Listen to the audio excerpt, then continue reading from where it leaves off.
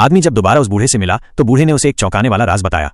असल में वहां मौजूद सारे बुजुर्ग भी गैर कानूनी तरीके से आए प्रवासी थे। वे इसलिए इतने बूढ़े नजर आते थे क्योंकि उस आश्रम आवास में एक अजीब सी दवा दी जाती थी जो इंसान को बहुत तेजी से बूढ़ा बना देती थी। सच्चाई जानने के लिए आदमी ने आधी रात को चुपचाप जांच करने का फैसला किया, लेकिन कुछ ही कदम चला था कि स्टाफ ने उसे पकड़ लिया। पुरुष ने उसे बेहोश कर दिया और जब वो होश में आया तो पाया कि वो मजबूती से बंधा हुआ है और उसका चेहरा अचानक 80 साल बूढ़ा हो चुका है। खुद को छुपाने के लिए वो सोने का नाटक करने लगा। जैसे ही कर्मचारियों ने बाहर कदम रखा, उसने अपनी कला से बंधन तोड़ा और तेजी से भाग निकला। भागते भागते वो एक भूमिगत कारखाने में जा घुसा। वहां उसे आश्रम का असली राज दिखा, लेकिन जैसे ही वो सच्चाई बाहर बताने को तैयार हुआ, स्टाफ ने उसे पकड़ लिया और जबरदस्ती एक इंजेक्शन लगा दिया। उसकी आंखें तुरंत बंद हो गईं। जब होश आया तो वो सीधे बॉस के सामने खड़ा था।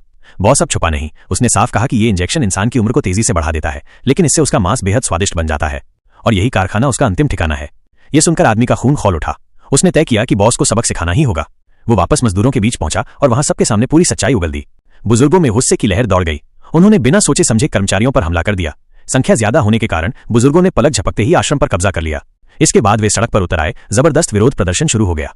मीडिया तुरंत वहां पहुंची और चारों तरफ खबर फैल गई।